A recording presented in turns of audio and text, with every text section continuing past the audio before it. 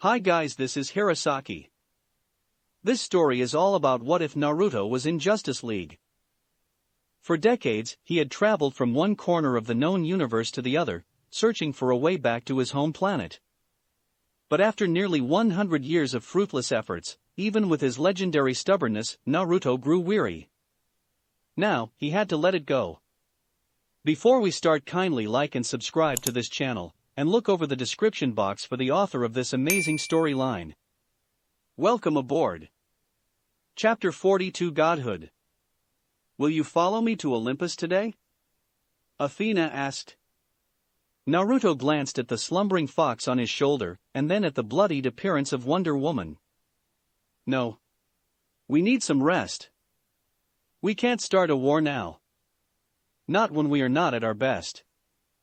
Planting Haitian markers on his spaceship and on satellites outside of every planet he visited, using shadow clones to investigate his enemies before attacking, keeping an eye on his chakra consumption, trying to think of strategies when fighting against powerful foes instead of just throwing flashy techniques around, carrying nutritional pills in case he remained stranded in space, refusing to accept the bounty of assassinating Darkseid in his own homeworld, and so on. These were just a few examples that spoke of his cautious nature. Nearly a century of adventuring in a world different from his own was enough to smarten up even a blockhead like his teenage self. He would never be considered academically smart or a genius, but a lifetime of experiences had made him a wiser person. That said, he was definitely not going to fight against the alleged king of the Olympian gods unless he, Kurama, and Diana were at their 100%. Understandable. The goddess acknowledged. A peculiar pendant appeared in her hand. It was made of stone, circular, and it depicted the head of a screaming woman with snakes for hair. It looked like Medusa's head. Handing it to the Amazon princess, she said, "Take your time and recover. When you are ready, you can use this relic to summon me." A blue light shone from the goddess's palm, and a human-sized oval portal appeared. Naruto secretly glanced at her with a calculative look in his eyes. Hades is supposed to be a major god according to Diana. He's the god of the underworld. He can't make portals to escape from this realm, but Athena can. She also took one of my tailed beast bombs and survived. I better not take her lightly if we crossed paths again in the future. He mused. I'm so tired. And filthy. Wonder Woman grumbled. After more than 24 hours of sweating in the pits of Tartarus, slaying demons, and cutting a goddess in half, her appearance was a far cry from usual. It was only after stepping out of the portal and setting foot on Themyscira that she became aware of her deplorable state. Dried blood, ash, dirt, and sweat covered her from head to toes. It made her long black hair itchy and scruffy and her skin clammy. She did not remember if she had ever been so dirty. Ah, my cloak is ruined. She bemoaned when she looked at her previously white cloak. It had more than one hole in it, and its color was unrecognizable with all the stains and dirt on it. Her white and golden breastplate, her greaves, her pauldrons, her bracelets, and her tiara were of a magical nature. It was an armor set crafted for her by the god of fire, Hephaestus. It would be very easy to clean. However, her earwing ornaments and her white cloak could not be salvaged. They were ordinary objects that she wore just to make herself look more fashionable. A warrior she may have been, but she was a woman at the same time too. She liked to kick ass, but she wanted to look good while doing it too. Why are even wearing that cloak? Doesn't it get in the way? You'd be lying if you told me nobody tried to grab you by the cloak and slam you around. He said snidely and sniggered. She threw a mean look at him. The pot calling the kettle black. You're wearing a cloak too. He grinned at her and said, well then, be my guest. Try to grab me by my cloak. She huffed at him and quickly grabbed the edge of his fur-collared black cloak. But, to her surprise, the buttons holding it together around his neck snapped, and she pulled the cloak directly off him. When she threw it to the side, her eyes widened as she found herself with the blade of a dagger pointed at her neck. Bet you didn't expect that. He said smugly. It always takes my opponents by surprise when they try to grab me by my cloak. Not only that they never expect it to come off so easily, and it makes them become still for a moment, but the cloak also hides my hands from their view, allowing me to mount a sneak attack. So, my cloak looks cool and it's useful too. Show off. She pouted. Not minding his presence, she started taking off her clothes and armor and threw them on the floor. Now completely naked, she threw a sultry look at him as she headed towards the bathroom. Care to join me? He had never taken off his combat suit and clothes any faster before. He let out a silent yawn and a groan of comfort. He could not recall ever sleeping better than the previous night. Washing each other's bodies, making love, and then falling asleep in each other's arms, exhausted both from their trial in Tartarus and from their intimate activities, he slept like a baby. Boobies. He thought and buried his face deeper into her chest. He felt her arms slightly tighten around his head and pulling him deeper into her, and her leg that was draped over his waist rubbed along his side for a moment. This has to be heaven. Heaven on earth, no doubt about it. The feel of her softness and her sweet scent were like a drug for him. Although he was fully rested, the comfort of sleeping in Diana's arms, and with his face buried in the valley of her breasts, was just too comfortable. He fell asleep again. But his blissful lethargy was not meant to last. All of a sudden, a loud yell deafened him of one ear and a particular set of paws started shaking his shoulder roughly. Naruto! Naruto! Wake up! His annoyance was threatening to blow up. Damn it, Kurama, what you want this early in the morning? He snapped in a loud whisper at the hyperactive fox. But when he raised his head from Diana's embrace and opened his eyes to look at the fox, he became speechless. The hell dash? He sputtered in surprise. The fox cub standing on his chest was almost sparkling. He still looked like a fox cub, but his crimson-red fur had become completely golden. I am a god. I even got 10 tails. Wahahaha. Kyubi threw his head back and laughed out loud. Naruto's eyes were drawn by the fox's words to his tails to count them. 10 tails. Wow. He said in pure admiration. Sitting up to take a better look at the golden 10-tailed fox, he asked in curiosity, anything else that has changed at you? The fox god raised his snout proudly in the air. He reveled in the attention and admiration he was receiving from the blonde. Watch. Kyubi said smugly. All of a sudden, goosebumps appeared on Naruto's forearms and his spine chilled. A feeling of oppression like he rarely ever got to experience washed over him. He felt tiny, insignificant. It was reminding him of how he felt the first time he sensed the rabbit goddess's chakra when she resurrected. But Kyubi's aura was levels above that. The fox reigned in his divinity. Then, he hopped into Naruto's arms and snuggled with his head into his chest. His tails were wagging around crazily, like a helicopter. He was acting like an overexcited dog that could not contain its enthusiasm. Kurama had resolved himself that from the moment he became a god he would start acting in a dignified fashion, but he could not keep up a proud and smug appearance in the present at all. He had spent several months thinking that he was going insane, with a constant buzz of voices in his head. But now, he was finally free and more powerful than ever. Naruto laughed in delight too at the fox's contagious happiness. How could he not be happy for him? Kurama was his lifelong best friend, like a brother. His success and happiness were his own as well. I don't need you to feed me chakra anymore either. Kyubi said and then repeated himself, and I have 10 tails. It looked like having 10 tails was the ultimate proof for the fox that he was a god now. He kept repeating that he had 10 tails. The ruckus that Kurama and Naruto were causing naturally startled Wonder Woman awake from her sleep as well. They were so loud and rambunctious that they would wake up even the dead. Diana raised her arms above her head and her body shivered pleasantly for a few seconds as she stretched. Despite how loud the man and the fox were, she could not bring herself to be annoyed. Her mood was simply too great. Last night was. She almost let out a moan just at the memory of the previous night. During their first time, so many years of bottled-up physical and emotional needs burst at once, and they went at each other wildly, filled with lust. The previous night, however, was completely different. For hours, they made love to each other, worshipping each other's body, and pouring all their feelings and heart into it.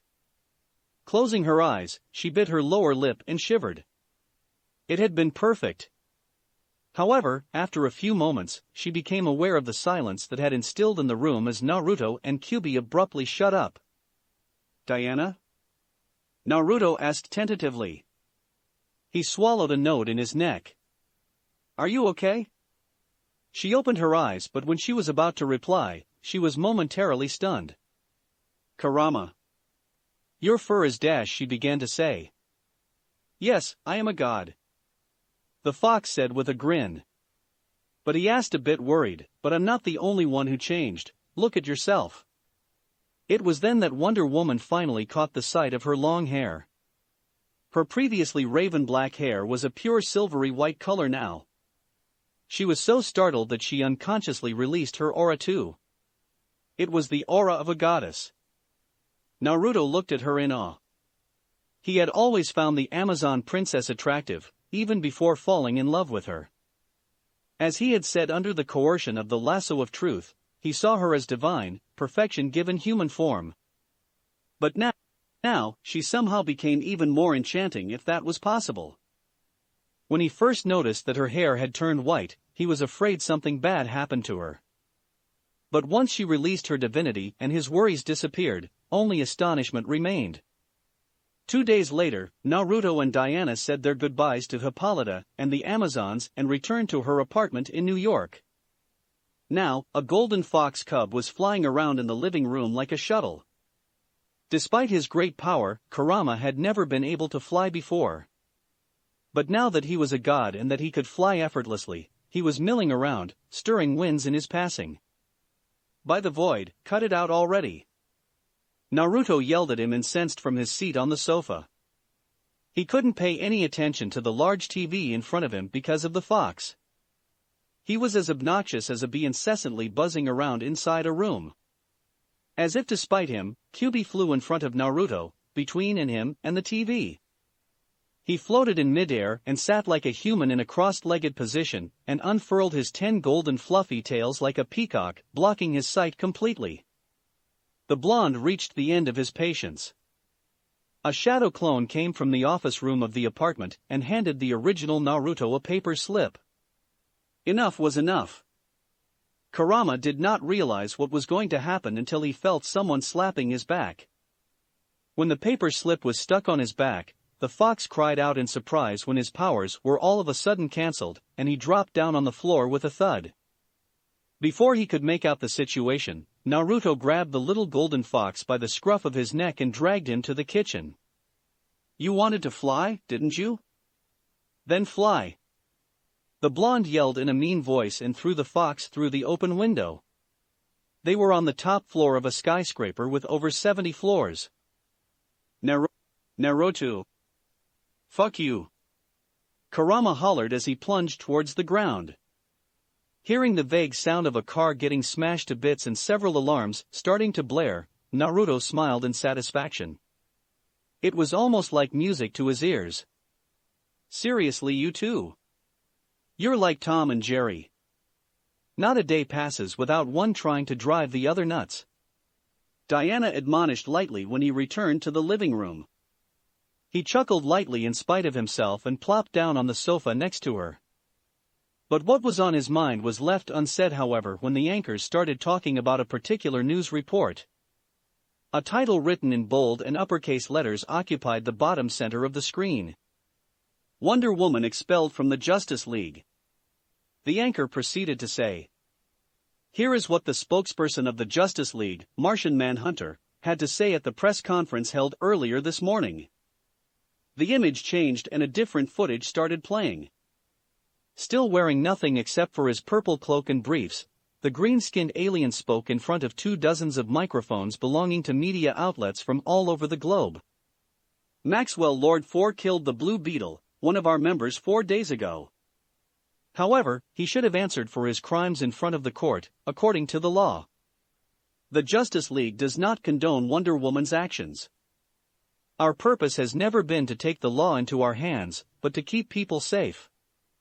As a result of her deeds, with a heavy heart, we hereby announce that Wonder Woman has been officially removed from the ranks of the Justice League.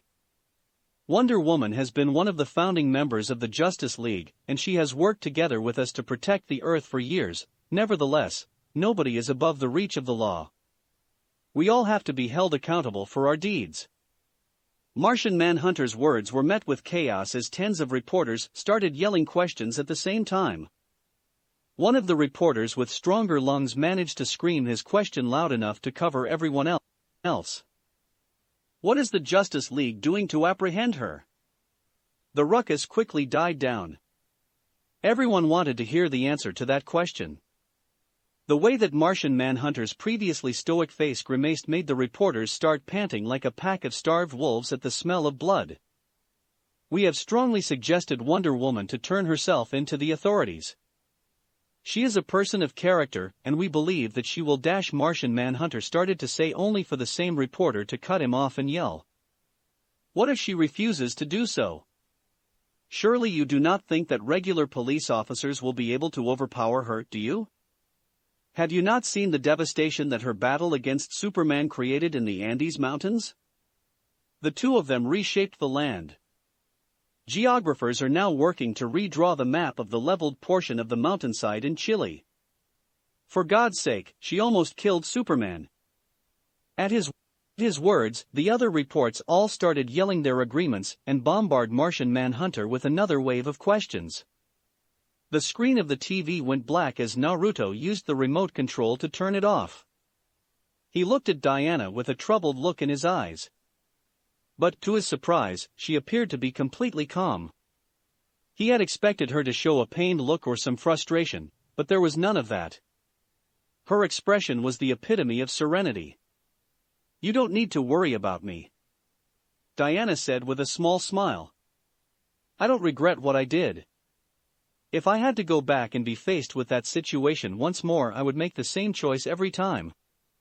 It was the life of a criminal for the sake of thousands of innocents or more. I don't blame the Justice League anymore either." Thinking about it, when the other dimension Superman lobotomized that alien creature in Metropolis a few months ago, I did not react well to his actions either. I can't be too harsh on others now, can I?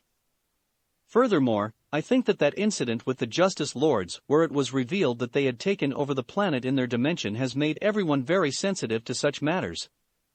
I understand why they do not want to accept the fact that Maxwell had to be killed. It's because they are scared. They are afraid of falling into the footsteps of our counterparts from the other dimension. They do not want to become tyrants too. She took his hand in hers and interlocked their fingers as her blue eyes peered lovingly into his. It doesn't matter what they think about me anymore. Your love and support are all I need. My mother is proud of me too. Nothing else matters. Naruto brought their interlocked hands up and kissed her hand tenderly. Good. For a moment there, I thought you'd actually go along with this farce. I'd never let them parade you around on meaningless trials. I won't let anyone disrespect you like that. She leaned into his chest, and he embraced her dearly with an arm and caressed her silky white hair with the other hand. How does it feel to be a goddess now? He asked after a while. Not that different, I guess. I mean, I noticed the big difference between before and after my mother unsealed my powers as a demigoddess a few months ago. But now the difference isn't that big. I guess I feel calmer and a bit less emotional? She said rhetorically. Did you become the goddess of something? Like, do you have a domain of sorts or something you preside over? Did you become the goddess of marriage and childbirth like Hera? Diana giggled at his words. Of course not, you silly goose. How would I be the goddess of something like that when I'm not married and have never given birth? He chuckled too. Well then? Don't keep me in suspense. I don't have a domain. Most of the Olympian gods were not born with a domain, it was the faith of the people that gave them attributes. Take goddess Athena for example, people praised her for her wisdom, skill in battle, and talent in handicrafts. In time, she became the patron goddess of wisdom, war, and handicrafts. When she started showing favoritism towards heroes and supported them in their trials, she became the goddess of heroes too. Ooh. I was wondering why I didn't get any special power besides flying and being able to regenerate my chakra. Kurama exclaimed, popping up seemingly out of nowhere. You came back for more? Naruto asked belligerently. God or not, I'll still kick your furry ass to Sunday and back if you don't settle down. The fox snickered unrepentantly. Completely ignoring his question, he asked one of his own. Well then, when are we going to the Vegas system? The wagging of his 10 tails betrayed his excitement. He could not wait to get there. He was swooning at the image of thousands of people bowing or kneeling in front of him, worshipping his glorious self. Sheesh, get a grip already, you're drooling. While the three of them were chatting merrily and poking fun at each other, a glowing relic flew from the bedroom into the living room and stopped in midair in front of the sofa where they were sitting. It was the stone pendant with the snake-haired woman that Athena had given Diana before they left Tartarus. The clear voice of Athena rang. Zeus left Olympus 2 days ago. I thought that he had gotten wind of Hera and Typhon's deaths, and that he went to check the situation himself. But he is nowhere to be found, and my sources tell me that he never went to Tartarus. After further consideration it became clear to me, Zeus had run away. When the voice stopped, the stone pendant lost its glow and landed softly on the coffee table.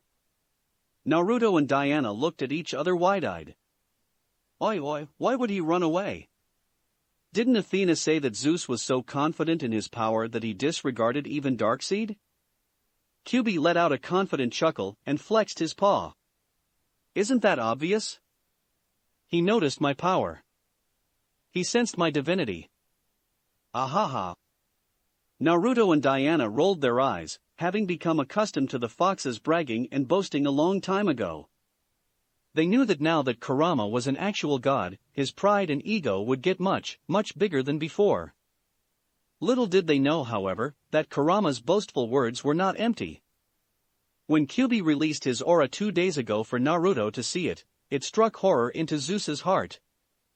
After Athena coincidentally informed him of Hera's and Typhon's deaths too, the so-called king of gods became certain of his next course of action: escape. 1 week after Maxwell Lord IV's death, Green Arrow was patrolling his hometown, Star City, when he received a peculiar phone call. Hello? Hello? Who is this? It's me, Diana. Green Arrow looked around carefully and brought a hand up to mask his mouth as if to stop potential eavesdroppers from reading the words on his lips. Are you out of your mind? Why did you call me of all people? The whole world is out to get you now, and the Justice League is watching me carefully too, since I was the only one to speak in your defense. They will find you in a matter of seconds. He almost shouted, but in a whisper. I wanted to thank you for standing up for me. Wonder Woman said. I wish I could have conveyed my gratitude face to face, but, as you said it yourself, that is not really an option for me right now. No need to thank me. Green Arrow said and shook his head. I only did what I thought was right. Everyone is harping about you being a murderer, but they're conveniently forgetting how you prevented probably tens of thousands of innocents from being harmed. They forgot how many people were killed by Superman in Metropolis a few years ago when Darkseid brainwashed him. They seem to have forgotten how deadly a Kryptonian with no morals can be. It's easier for them to paint you in a bad light and use you as a scapegoat. A soft sigh came from the other side of the transmission. It is what it is. With that said, I won't come back again. The Justice League has grown large and powerful, so it doesn't need my strength anymore, and it certainly doesn't deserve my time anymore either. I'm going to leave the Earth. Green Arrow was stunned by her words. Leave? And go where? The universe is a large place. I can go anywhere. Besides, I get to be together with the man I love. If I'm being honest, I've always wished to go with him, but in the past, I could not just ignore my responsibilities as a member of the Justice League and leave. But now, there is nothing to stop me any longer. Not only that the Justice League was out to arrest her and hand her over to the authorities to be trialed by the International Court of Justice, but her mother and the rest of the Amazons were going to leave the Earth soon too. There was really nothing holding her back anymore. So, you and that alien mercenary are serious about your relationship? Do you know me as a frivolous woman? We've been serious about it from the beginning. Green Arrow winced at the sharpness in her words. Not at all. Well, as long as you're happy, I wish you all the best. Thank you again, Oliver. Diana said in a softer tone and used his real name. It meant a lot for me that you tried to defend me. I will not forget your support. As I told you, I only did what I thought was right. I understand. But I still appreciate it. Listen to me, I have solid reasons to believe that Darkseid will attack the Earth again sometime in the future. Even with the mask that he was wearing, it was easy to see the skeptical look on Green Arrow's face at her words. Darkseid is dead. I was there when he died, together with another nearly 100 members of the Justice League. He is far more powerful than the JL gives him credit for. Apparently, it's not the first time he got killed.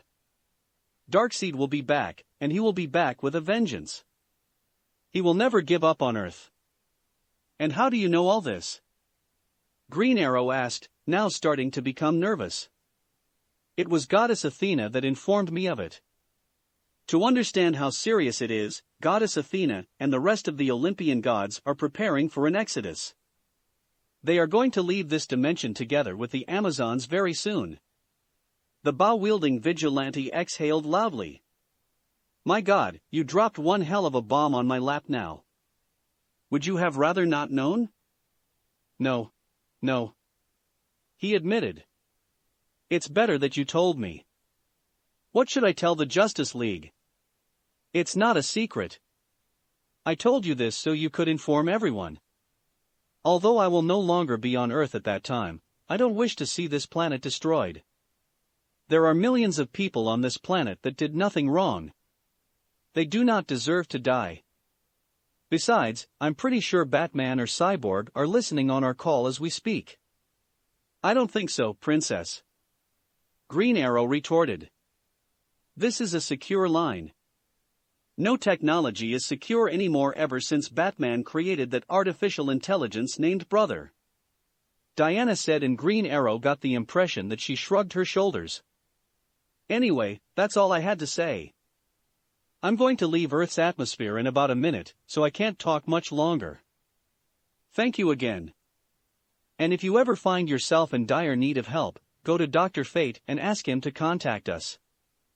Naruto gave him a device that he can use to call us regardless of how many galaxies away we might be. I will return your favor when you need it the most. Green Arrow let out a sigh. All right. Thank you for calling me and for warning us about Darkseid. I will let the Justice League know what you said. You take care of yourself, Princess. You too, Oliver. Bye. Chapter 43, A New Beginning. Hi. Seconds after Wonder Woman finished her telephonic conversation with Green Arrow, the spaceship exited the planet's atmosphere. Standing alone in the quarterdeck of the spaceship, she gazed at the blue planet in the distance through the large window at the back of the ship. The image of Earth from space was not a new sight to her. During her tenure as a member of the Justice League, she had gazed at the planet from the watchtower countless times. However, now it was different. She was leaving the Earth behind for good. Mixed feelings clouded her heart. She was a bit startled when two arms wrapped around her from behind. It was Naruto. Shinobi habits ingrained in him for a lifetime have made him stealthy without him consciously trying to be. She had not sensed him coming. Penny, for your thoughts? He asked and rested his chin on her shoulder as he hugged her. Diana leaned back into his embrace and sighed. I don't know what I would have done without you by my side. She said, Maybe you wouldn't have killed Maxwell Lord if you hadn't met me before? I mean, since you met me, you've always had the option to leave the Earth. But if you hadn't had anywhere else to go, maybe you would have been reticent to snap his neck like that. Sensing her disagreement, he added with a shrug, I don't know, I'm just saying. The princess shook her head and said categorically, in a tone that left no doubts about her stance on the matter. No. I would have killed him regardless. That's exactly why I'm wondering what I would have done if you hadn't been by my side, because I know myself, I couldn't let someone that had complete control over Superman's mind live. I was still on Themyscira when Darkseid invaded the Earth and brainwashed Superman a few years ago, but I've seen reports and footages from back then. Thousands of casualties and a large part of Metropolis left in ruins. An evil Kryptonian would be too destructive, too dangerous. Maxwell had to die for what he did. It was either him or the lives of many innocents. The tone of her voice changed, becoming melancholic, with the entire Justice League trying to arrest me, and the people of Earth actively protesting against me and demanding for me to be thrown in prison. Alone and abandoned by my friends, I would have probably returned to Themyscira, and lived together with my mother and my Amazon sisters, never to leave the island again. She turned around in his embrace and buried her face into the crook of his neck. Thank you for standing by my side, Naruto. Thank you for not abandoning me like the rest. Thank you for loving me. She was speaking quietly, her words muffled by her proximity to his neck, but he heard the subtle trembling in her voice. I have your mother's blessing. I ain't going anywhere. Now you're stuck with me for the rest of your life. He joked, trying to lighten up her mood. Though he could not see her face, he felt her smile. He ran his hand through her hair and caressed her scalp gently. It's not like you're leaving the Earth forever. We can return for visits anytime you want. She blew air through her nose. And have the Justice League gang up on me to arrest me the moment I enter the Watchtower's detection range? He chuckled at her retort. We can always do a few bounties and buy a new ship, capable of cloaking itself, like the one I had before. I can shapeshift myself easily and nobody knows how you look now either. If you put some civilian clothes on, nobody will recognize you with your white hair. She hummed noncommittedly. Then, she broke their hug and said, You haven't told me. Tell you what? Taking a step back, she twirled her finger around a strand of her long white hair. Well, what do you think? About my white hair.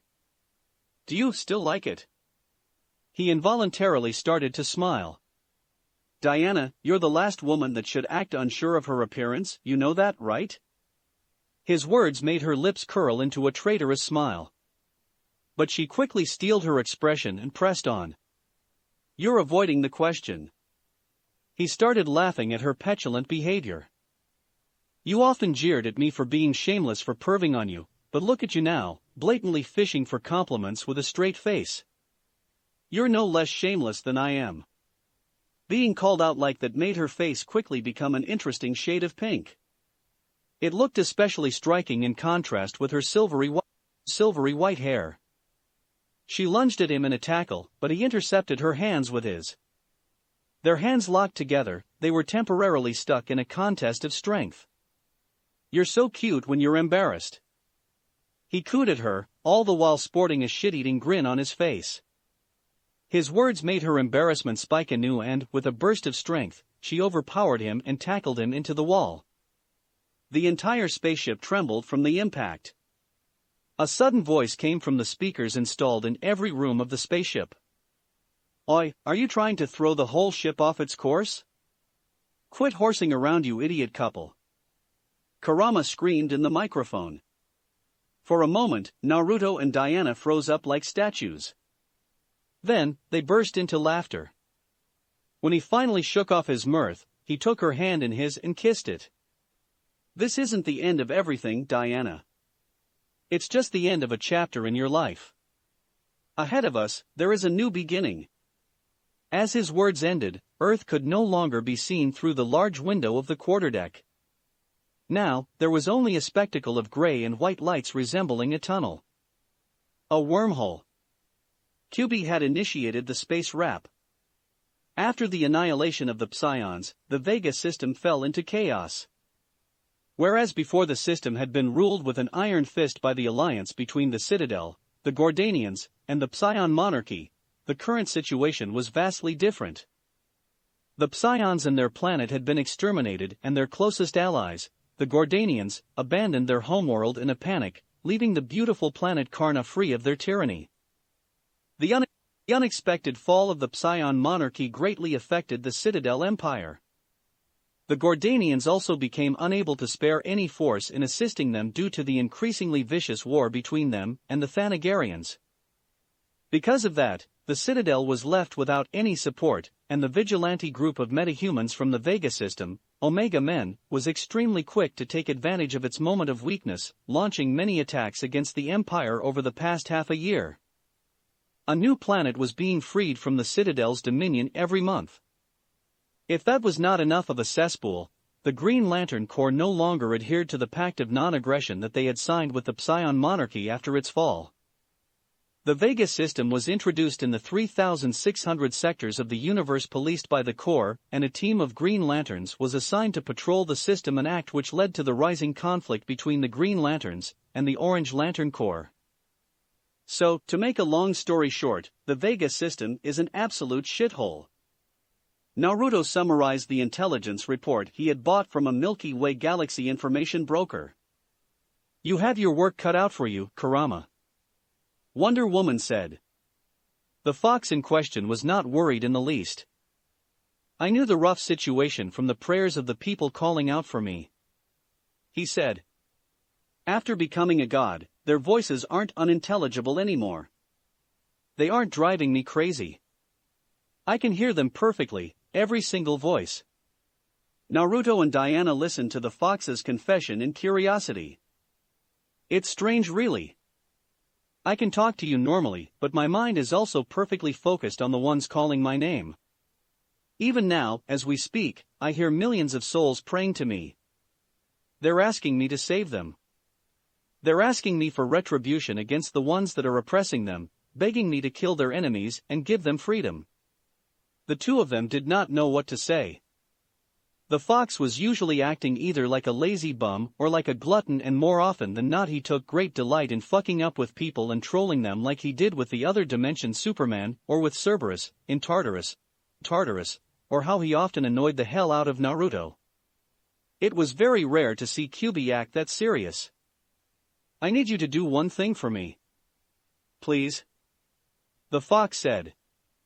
"You're being weird. You don't need to plead with me to do something. When have I ever shied away from helping you with anything?" Naruto said and looked at him strangely. Kurama hesitated as if he was trying to find the right words. "I want you to not get involved with the Vega system. I want you to leave." Naruto became silent. The Golden Fox was silent too for a while, his attention seemingly focused on steering the ship towards the green planet ahead of them. It was Karna, the Gordanians' homeworld. "I am a new god. People's faith in me is still not very strong. They're praying to me out of desperation rather than faith. This is my chance to capture their heart and elevate my status in their eyes." "Elevate my status? When did you start learning new words?"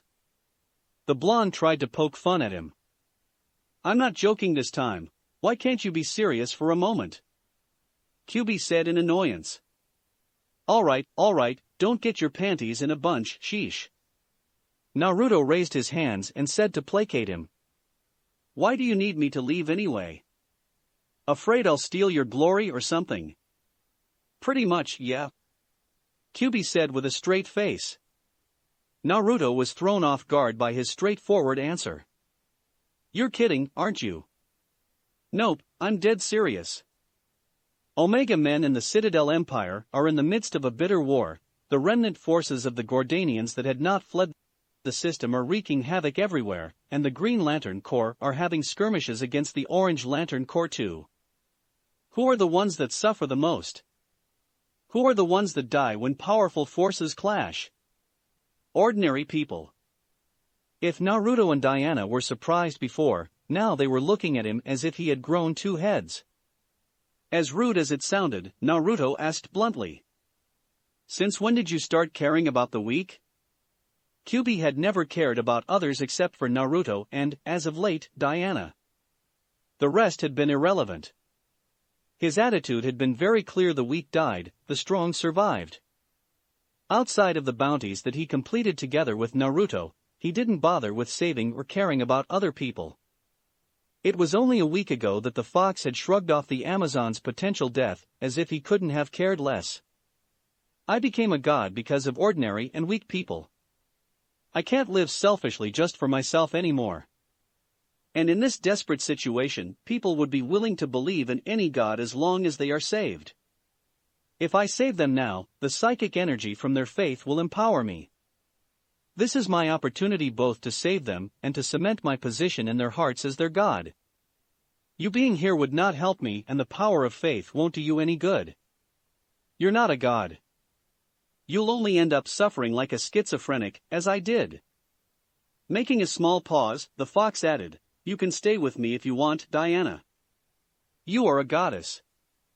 But I'll be honest with you and say that I'd rather be alone this time." For the first time since they left Tartarus, Naruto was hit by reality: Kyuubi and Wonder Woman were gods. He may be just as powerful as them, and he may not die of old age due to his near-death encounter with the supermassive black hole, but he was not a god. There was a distinct difference between them. Look at the good part: you can have all the time you want with Diana, without me getting in your way. Kyuubi said with a grin, only to be met with two vehement shouts. You're not a bother. The couple shouted at the same time. Kyuubi sighed. You're making this harder than it has to be. Just think of it as a holiday of sorts. Don't humans spend some time alone after they marry? Go on a honeymoon or something. We're not married yet. Naruto muttered half-heartedly. When he looked at Diana, they flushed slightly. By now, their ship entered the planet's troposphere. Below them, planet Karna appeared in all of its glory. It was a lush planet with an atmosphere rich in oxygen and a perfect environment for sustaining organic life. It was a beautiful planet, with even more green than the Earth. Through his sage senses, Naruto could feel that the state of nature was better than on Earth. Kyuubi stood up from the pilot's seat and levitated himself in front of Naruto, at the same eye level as him. When he spoke, his deep voice sounded gentle, not like usual. We've been together since the day you were born. I hated you for being imprisoned inside your body, and you disliked me for the suffering I brought in your life. But we depended on each other to survive. In time, we became more than just unwilling partners. We became comrades. After over a century, I, Kurama, a god, can say with pride that you are my brother. Nothing will ever change that. At the fox's heartfelt words, Naruto became emotional. But after so many years, it's time for you to move on too. I can't babysit you for eternity now, can I? Kyuubi said with a grin, and the blonde smiled too in spite of himself. I can't travel the universe like a vagabond anymore. I am a god now. Millions of people depend on me, and I feel responsible for them. But I can't make you stay with me here either. And you shouldn't. Our friendship should not chain you down. The ten-tailed fox closed the distance between the two of them and raised his fist. They bumped their fists against each other. In that moment, they could understand each other perfectly. That's why Naruto did not try to put up a fight and insist more on staying together. He understood Kurama's feelings and intention. He also understood that it was for his own and Wonder Woman's good as well. Like you told Diana when we left the Earth, it's not like we won't see each other ever again. You can always come to visit me. I won't leave this place. Now, the Vega system is my home. Just give me 1 or 2 years to end all the wars in this system. You can come after that. To not steal your glory, right? Naruto attempted to joke and smiled weakly. Damn straight. Kyuubi laughed. Diana did not intervene between the two of them. She left the control room of the ship, choosing to give the man and the fox some alone time just like she had been given with her mother, Hippolyta, before they left. Absent-mindedly, she thought. Life moves on, doesn't it? It felt strange to her. A month ago, she returned to Earth with Naruto and Kurama, thinking that they were going to spend Christmas and the New Year together, celebrating happily and making great memories. She had hoped that she would manage to convince them to stay on Earth with her and join the Justice League. She had dreamt of fighting against crime together with them. However, one problem after another followed, as if the whole world was out to get her. Who would have thought I'd be the one to end up leaving the Earth with him instead? Or that the gods would take the Amazons with them and leave this dimension? Or that Kurama would part ways with us? She had had to part ways with her mother, and Naruto was going to part ways with his lifelong friend too. It was not necessarily a bad thing because they could always visit each other in the future.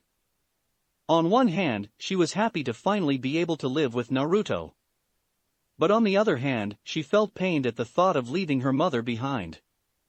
She was going to miss Kurama as well because she had grown to care about the asshole-ish fox a lot too. It's bittersweet.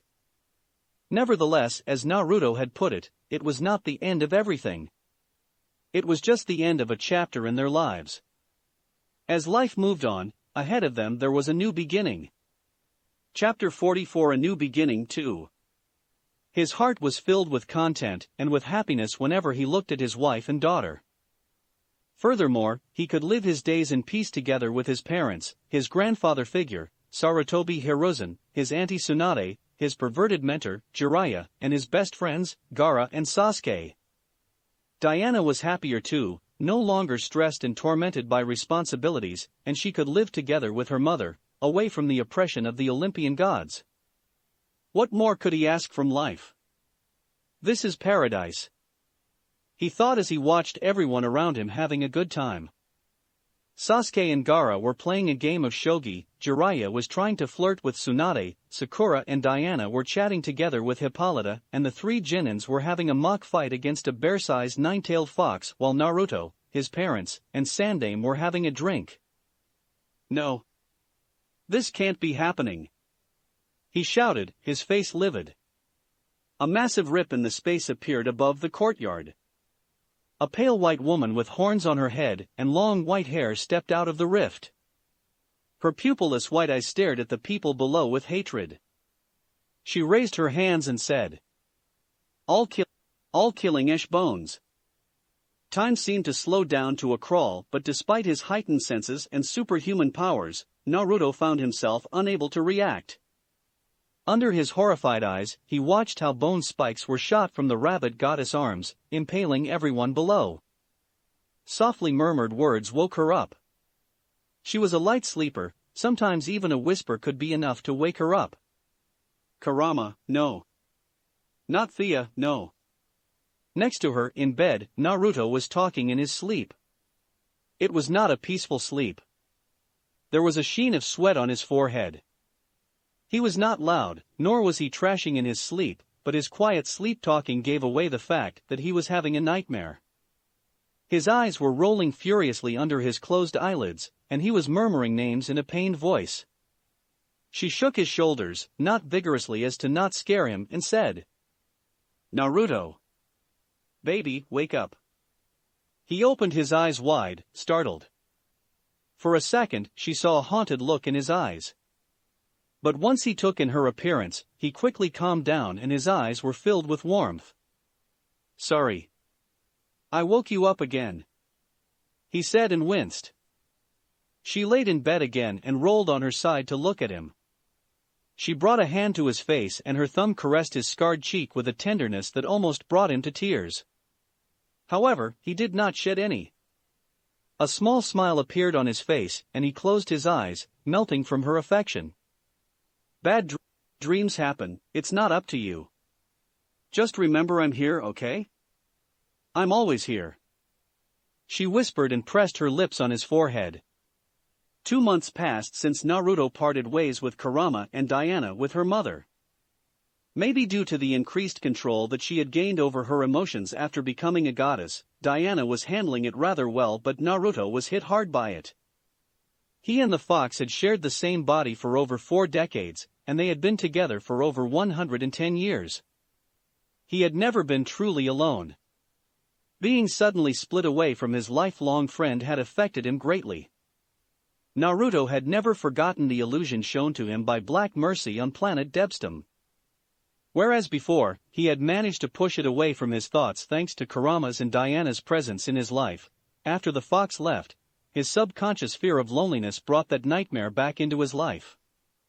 It did not happen very often, about once a week or so, but every time he dreamt about the death of everyone he loved was no less painful. Nevertheless, Naruto understood Kyuubi's reasons for splitting up when they bumped their fists together.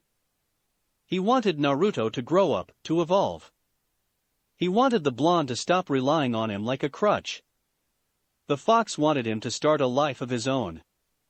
While Naruto understood Kurama's reasons and agreed with them, the change was not easy. Fortunately, he was not alone. Even if Kurama left, Diana was still by his side. Never once had she complained that his nightmares were ruining her sleep. Never once had she tried to shoo him away or to sleep in another bed. Instead, every time he had a nightmare, she embraced him to her chest and comforted him without a word of reproach. He hugged her closer to his body, and she brought his face in her bosom. There was nothing sexual about it. With her fingers caressing the back of his head and his face resting in her softness, he let out a sigh of comfort. "Love you, D," he said, his voice muffled by her breasts. She placed a kiss on the top of his head at his words and continued her gentle and comforting caresses. "Love you too, baby. Now sleep." Under her tender ministrations, it was not long after that he fell back asleep. Diana woke up with a groan as the impossibly bright light of the morning peeked through the curtains, right on her face. They were on a planet with 2 suns. Mornings were twice as hard for her than on Earth. She hid her head under the blanket. "You'll never be a morning person, will you? Go away." She whined grumpily, only for him to chuckle. "Then, I guess I'll go eat breakfast alone." "A shame, really.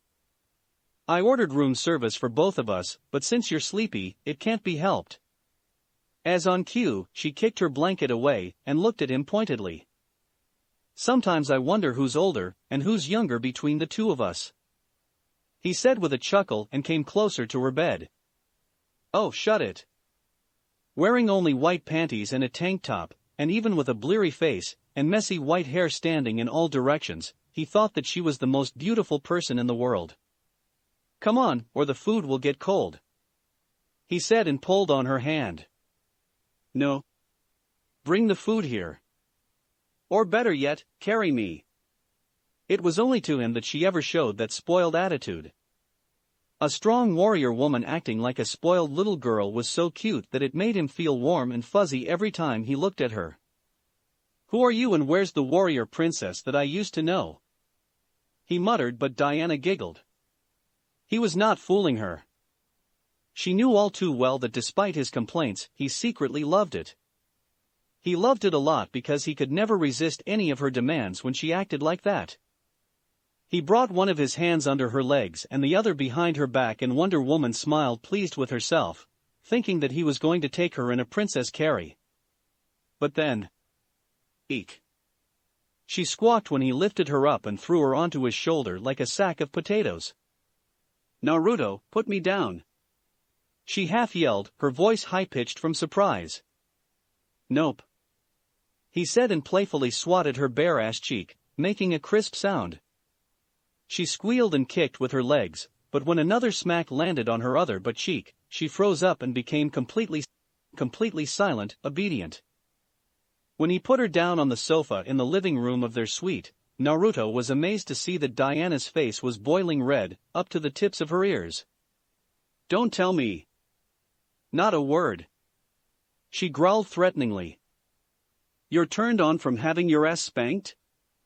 A butter knife whooshed through the air, missing him by only half an inch. "Shut up, pervert." She barked at him, her face mortified with embarrassment. Naruto's grin was so wide that it stretched from one ear to another. To think that you were into that sort of thing, princess. How audacious of you. How shameless. When he also said, I can't wait for tonight. She jumped up to her feet and made a beeline to the bathroom.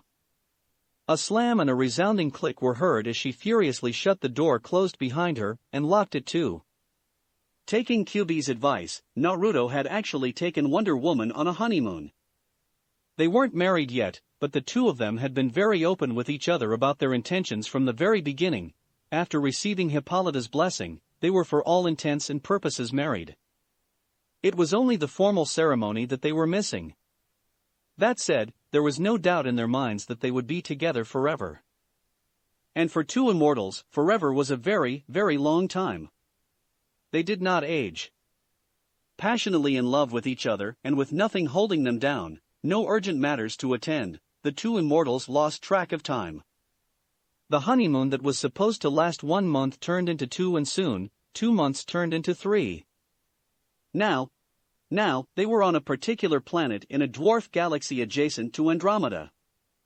Named in the language of the natives as the Sea, the planet they were on currently was very famous in the galaxy for its summer tourism.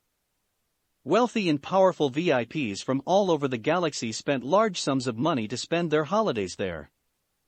With 2 suns illuminating the planet, 85% of the surface covered by oceans, and the land consisting mostly of islands, the sea was a planet perfect for facilitating literal tourism. Currently on the beach, the two of them were sitting in the shade provided by the white canopy of a king-sized beach bed. Diana was sitting with her back resting on the headboard, entertaining herself with Naruto's device, browsing the intergalactic web. Her white hair was tied up in a messy bun revealing her beautiful neck, and her red bikini swimsuit left little to imagination. Her large breasts, her athletic waist, her abs and her, but made even the aliens that were of humanoid races ogle at her in amazement. However, hanged from one of the bedposts was a light blue long beach cardigan. Apart from when she went out for a swim, she usually wore it on top of her swimsuit. Seriously, am I the only goddess who cares about getting a tan? Diana huffed in exasperation. How is there no cream or some sort of substance for it? She had spent entire days under the sun, trying to get herself a nice tan, but her skin was still a milky white, unblemished. Ever since she had become a goddess, it looked like her regeneration factor had increased to the point where her skin could not get burnt by the rays of the sun. She could not get a tan anymore. Now, she was searching for products and items that could help her get a tan, but there were no such things on the market. At least not the type that worked on gods. She put the tablet on the mattress with a long sigh and looked down at Naruto, who was lying down with his head resting on her thighs. Comfortable much? She asked with a teasing smile. You have no idea. He said and turned his head to place a quick peck on her tummy. She giggled at his fascination with her abs, momentarily forgetting her annoyance at not being able to get a tan. She started playing with his hair, her fingers massaging his scalp so gently that one would find it impossible to believe that she had wielded swords and spears her entire life with those hands. I thought that 1 week on Genesis Stadium had been the best of my life, but these 3 months, Diana said and trailed off wistfully. It's been 3 months already, huh? Naruto said and then groaned. Gimme the tablet for a bit. A few taps and swipes later, he groaned again. This is our last week here. I'm out of credits. The sea was a very expensive planet. For that galaxy, it was like what Dubai was for Earth. It was a luxury location. Furthermore, it was already the 5th planet that they were visiting. After 3 months spent lavishly in various luxurious locations, Naruto had run out of money and goods that he could convert into currency. So, we're going to do bounties? Diana asked. The tone of her voice betrayed her excitement. She truly thought that the past 3 months had been the best time of her life, but as of late, she was beginning to grow antsy. She was a warrior at heart. She wanted to fight against someone. She craved action. He grinned at her reaction. Let's see what I've got. When he checked his inbox, he had over 200 unread messages and lost calls. During his honeymoon with Diana, he had set the device on the D&D mode to ignore any calls or messages aside from the Lightwave number owned by Dr. Fate on Earth and the Lightwave number owned by his main information brokers. Sit up, I want to see too. She urged him. Now leaning with his back against the headboard next to her, the two of them scrolled together through the job offers he had received. Robbing the central bank headquarters of Hydrus Galaxy, and not worth the trouble or the mess in the aftermath. Searching for the missing Queen of Elmirac. I don't care. Suddenly Diana interrupted his mutterings. Wait, Queen of Elmirac? Isn't she the one that tried to make you her husband by force? Yeah, Naruto laughed awkwardly. A spitfire that won. A stubborn and violent woman that won't take no for an answer. I don't like violent women. Can you believe she sent her interstellar fleet after me to capture me? Chick's crazy. It looks like she went missing. She pointed out. Naruto shrugged his shoulders uncaringly. I see this bounty all the time. She goes missing every year, it's almost like a ritual at this point. She runs to whichever planet she heard rumors of a strong male specimen to fight them. She's trying to find someone stronger than her to marry and make kids with strong genes. And every time she goes on her little trips, her homeworld is left in a ditch. You know, Almirac is a unified planet, with just one government, not like Earth. She is the queen, the absolute ruler, by the void. I don't understand what's going through her mind. Isn't she afraid her people will get fed up with her irresponsibility and stage a coup? Maybe she's confident nobody on Almirac can defeat her. How strong is she? And how does she look like? Naruto glanced at her curiously. It was unlike Wonder Woman to show that much interest in someone else. I won't lie, she is good-looking and decently strong. But we're out of her league by far. And she's nowhere near as beautiful as you either. He said and kissed her on the cheek. The smile that appeared on her face was radiant. She also stopped asking questions about Maxima. They scrolled through the bounties for nearly half an hour before selecting several jobs. So, we have 3 bounties. 1. An espionage mission in a private robotics research lab in the Draco Galaxy. A very easy mission with my jutsu, but it will be boring for you as you won't be able to participate. You really have to teach me your spells soon, you promised. Diana muttered while he was speaking. 2. Capturing alive the captain of the pirates from Zara's system of Milky Way Galaxy, and handing him over to the monarchy ruling that system. 3. Intercepting the galleon-class ship of a slave trader company, and saving the captured people on board. If there are no slaves, kill the entire crew. The ship is traveling on a fixed route between 2 systems in Andromeda. A galleon-class starship is generally at least half a mile long. Wonder Woman raised her eyebrows in surprise. That's enormous. By Earth standards, they're very large, true. A ship of such size also has extremely durable outer plating, a strong energy shield, and very powerful artillery. Its only downsides are its cruising speed, and that it's impossible to travel through wormholes with it. Naruto explained. So that's why is our slave trader traveling on a fixed route instead of doing space wraps? Yep. Besides the new gods from Apocalypse and New Genesis, as far as I know, the rest of the universe doesn't have the technology to create wormholes big enough for galleon-class ships with just a portable reactor. They can only open such wormholes by using reactors built on a planet, but if they do that, they risk the space gate destroying the entire planet. Diana looked at him impressed. There's so much stuff I don't know. It's good I have a dedicated teacher. I've had decades to learn all this stuff. Trust me, it took me a very long time. I'm not exactly book smart. He said and rubbed the back of his head shyly at her praise. He felt that he did not deserve it because he knew that he was not smart that way. After he told her a few more specific details about galleon-class ships, he asked her, How would you complete this mission? She thought for a moment before answering. The easiest way would be if you could somehow bypass their energy shield and teleport inside the ship. The other way would be to get in their range and let ourselves be captured. While they were chatting about possible ways to complete their selected bounties, a blue-skinned half-man half-snake waiter came with a tray in his hands, serving them a smoothie. He was one of the natives of this planet, a species of sentient beings that lived mostly underwater, but they could survive on land too for a limited amount of time. Their last week on the sea planet eventually came to an end, and they had to leave.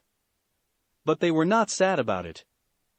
After 3 months spent lazying around and just having fun, both Naruto and Diana were looking forward to some action. Now, he was teaching her how to activate the space warp technology of their ship and create a wormhole. How does space warping even work? She asked in curiosity. He made a troubled expression.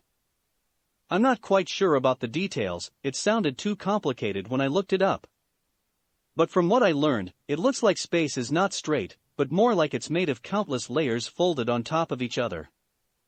That's why when you open a hole in the spacetime continuum, you can get to millions of light years away. He scratched his hair with both of his hands. Arg, I know, it makes no sense to me either, I get a headache just thinking about it. She laughed at his antics. It actually makes sense to me. But I'll have to research the subject myself. I feel like your explanation is missing something. He shrugged his shoulders, not offended. Suit yourself. I'm okay with just knowing how to use it, I don't care about learning why it works. A few hours later, in the Andromeda Galaxy, a wormhole appeared in space, and a small spaceship, less than 100 feet long, came out of it.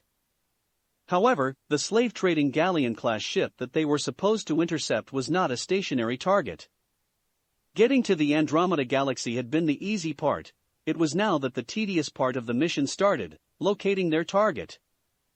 They have been flying on the route given to them by their employer for several days already without any luck. This isn't as exciting as I thought it would be, Diana said, bummed out.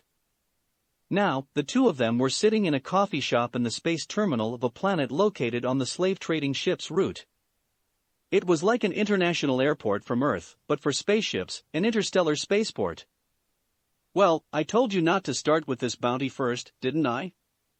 Some bounties can be completed in a few hours, like the espionage mission we selected, missions with a fixed objective and a clear location. But others can take entire days or even more than a week. But this is different. Searching for the ship in space is impossible.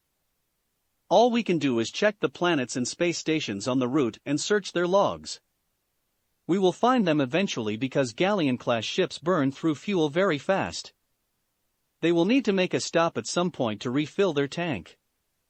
It was while they were chatting like that they noticed the spaceport becoming more alive as troops of robots and attendants armed with blasters flooded the dry dock.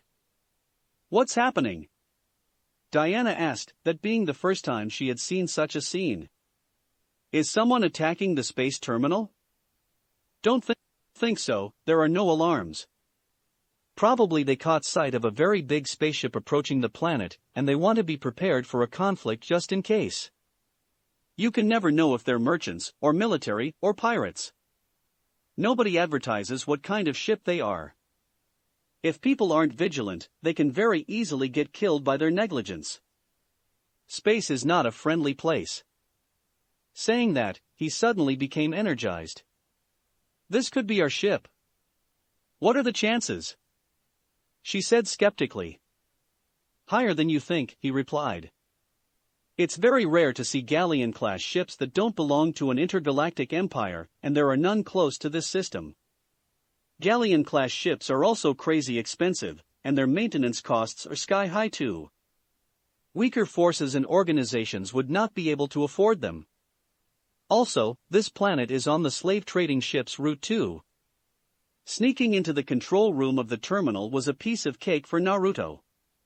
He did not have to do anything spectacular to get access to the logs of the spaceport either. The registration code of the ship was the same as the one given to them by their employer. Slave trading was frowned upon by the universe at large. That said, for a slave trading company to survive, they had to pretend to be something else. Their ships had to have proper documentation too in order to not raise any suspicions. Otherwise, they would not be able to blend in and refuel at any space terminals. It's a double-edged sword. Naruto explained to Diana while he was piloting their ship.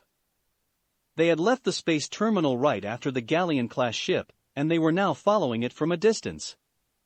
On one hand, it's almost impossible to detect the slave trading ships when they have no merchandise, because nobody will inspect a half-a-mile-long ship for no good reason. It could take days to search the entirety of the ship. Neither the military nor the merchants are willing to waste that much time, so slave traders take advantage of it.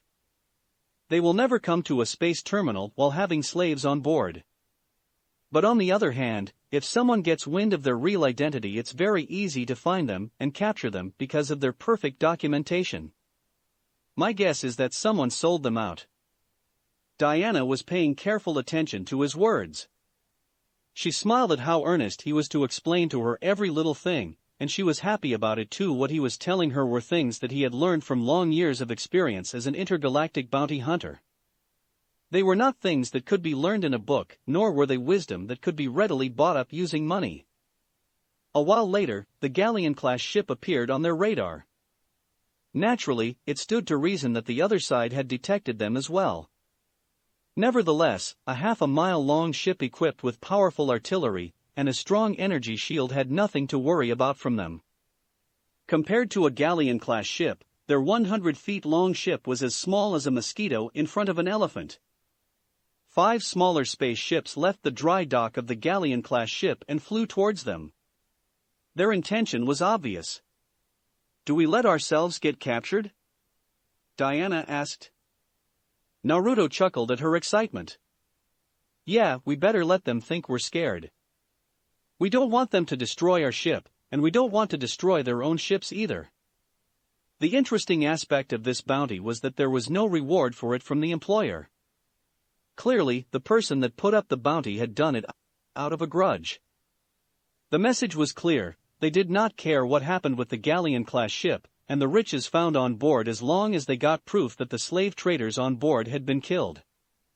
What that being said, Naruto wanted to preserve the Galleon-class ship in pristine condition.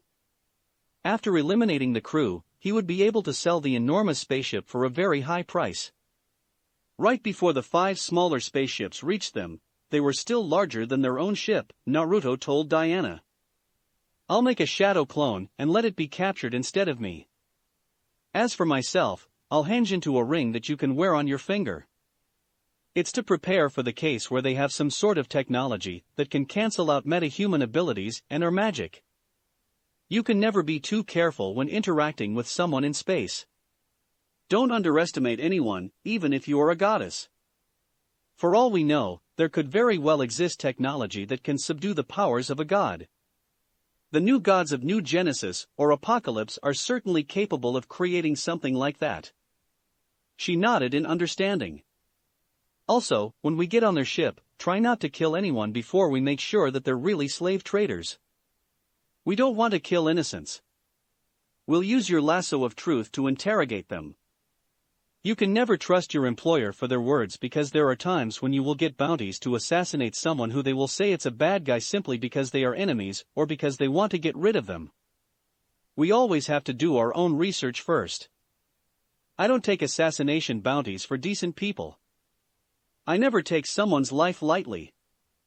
The respect and admiration Diana felt for Naruto increased at his words.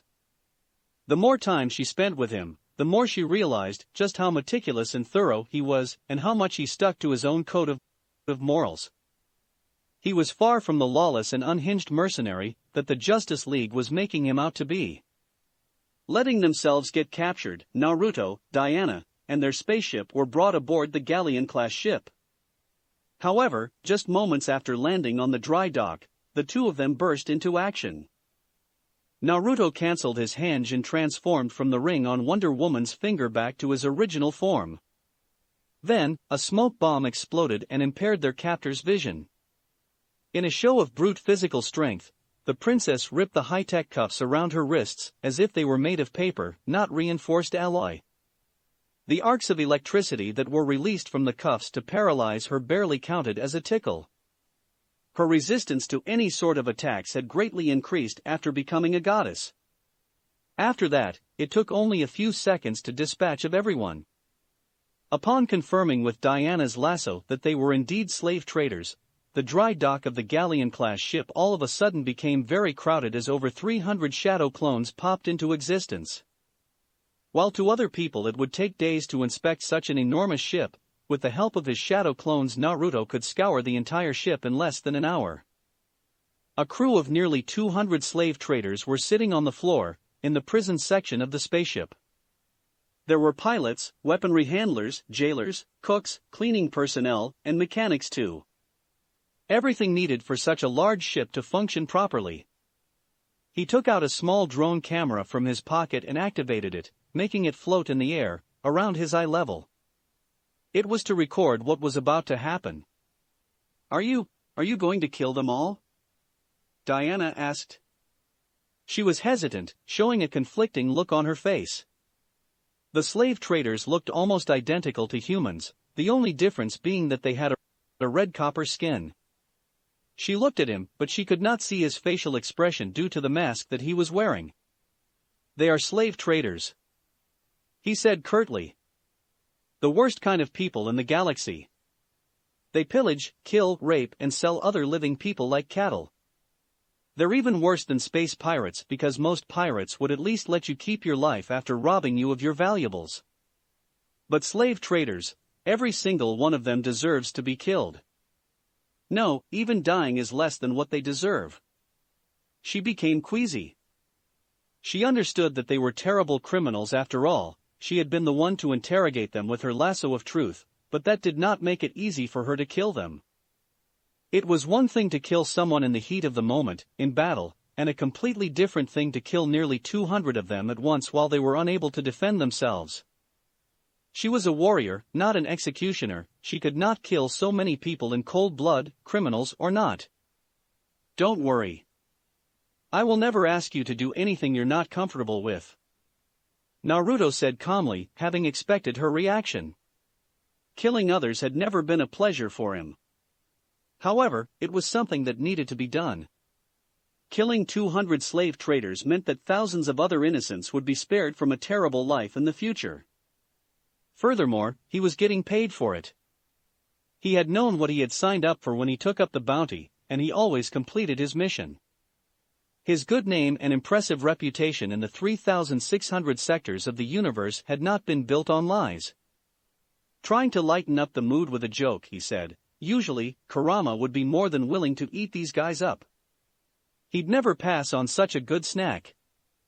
Living things, especially sentient, always gave him much more chakra than regular food or animals." It was a rather morbid joke. He dressed his voice and then said lightly as 200 clones appeared next to him, "You might want to look away." Despite his warning, Wonder Woman did not turn her head. She stubbornly looked at how the 200 clones executed every single slave trader with a clean stab of their kunais into the back of the slave traders' heads, into their brains. It was a clean, swift death. Then, Naruto went to the commander and his 3 adjutants and beheaded them, storing their heads in a sealing scroll. The video of their execution and the 4 heads were going to serve as proof of his bounty completion. It was a chilling scene watching the execution of 200 criminals and the decapitation of 4 bodies. Naruto doesn't need a self-righteous warrior at his side.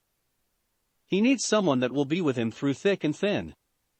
Besides, they are criminals, worthy of a death penalty. With that thought in mind, Diana forced herself to watch it.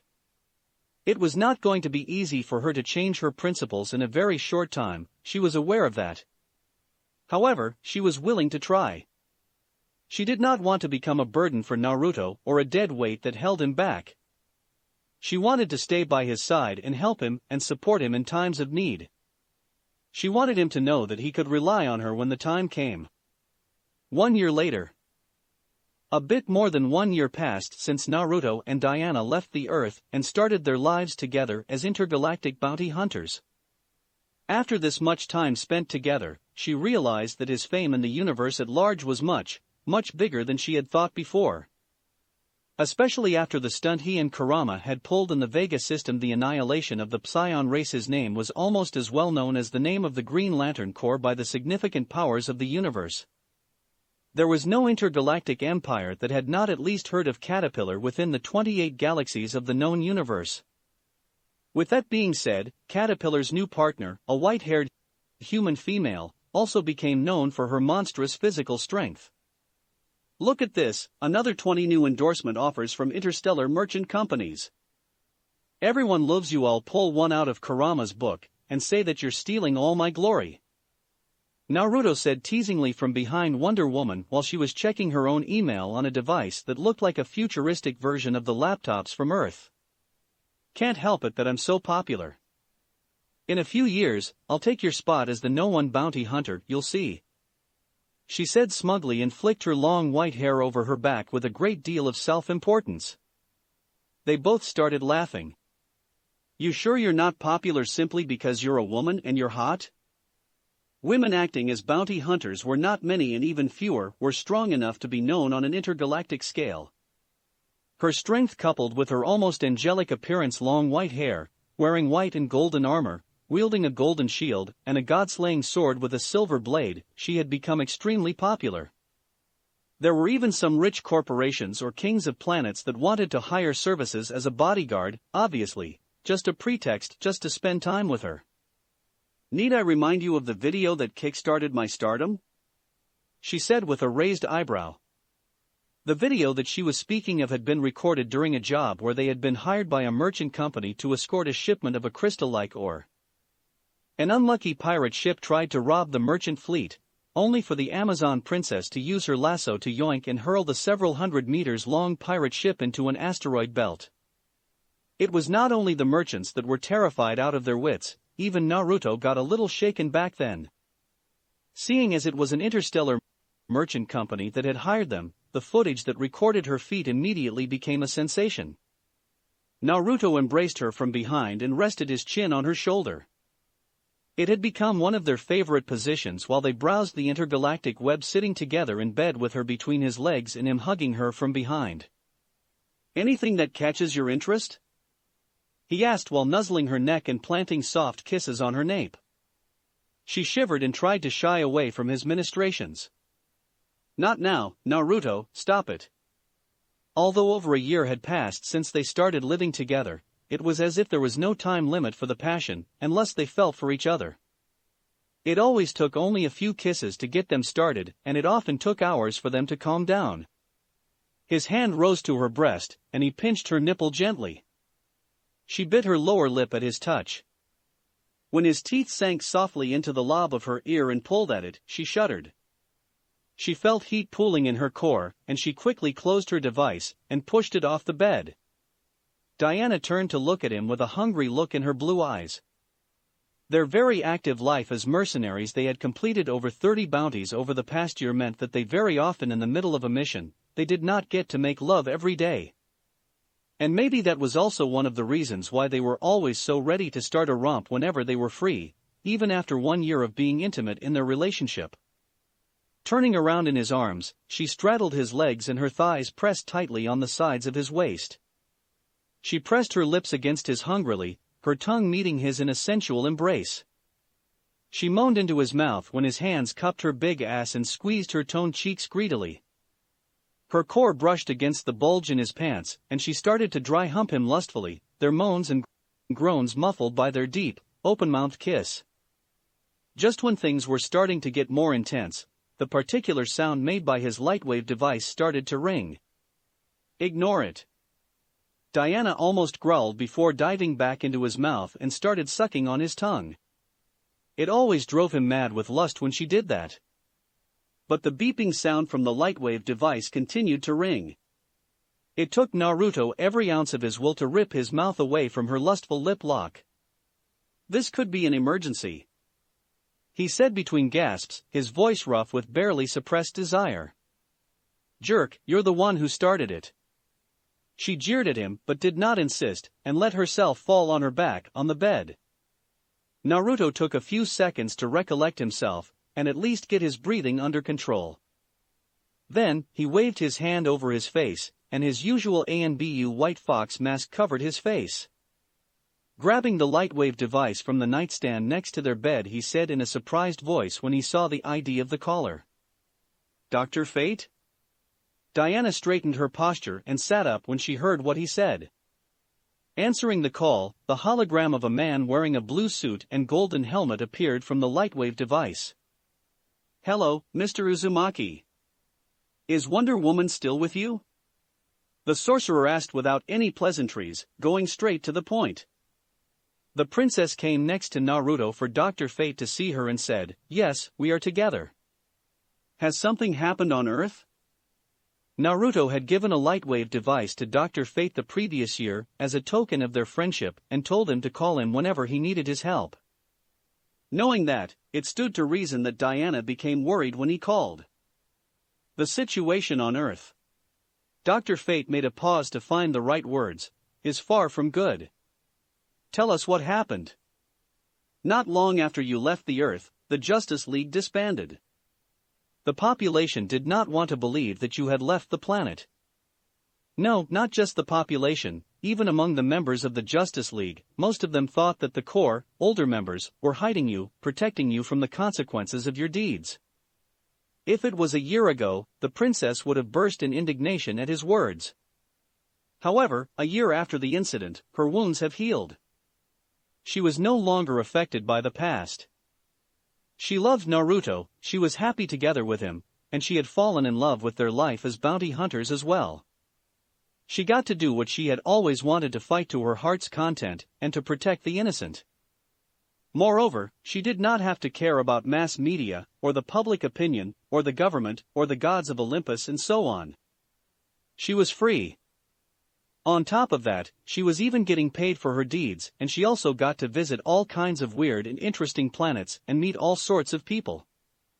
Even if she was given the chance to return back in time and be a member of the Justice League on Earth once again, she would not want to. Wonder Woman loved her new life. Therefore, she was very calm, borderline indifferent when she spoke. Aside from Green Arrow, nobody stood up for me. The rest shunned me and even expelled me from the league. I honestly don't really care what happened with the organization.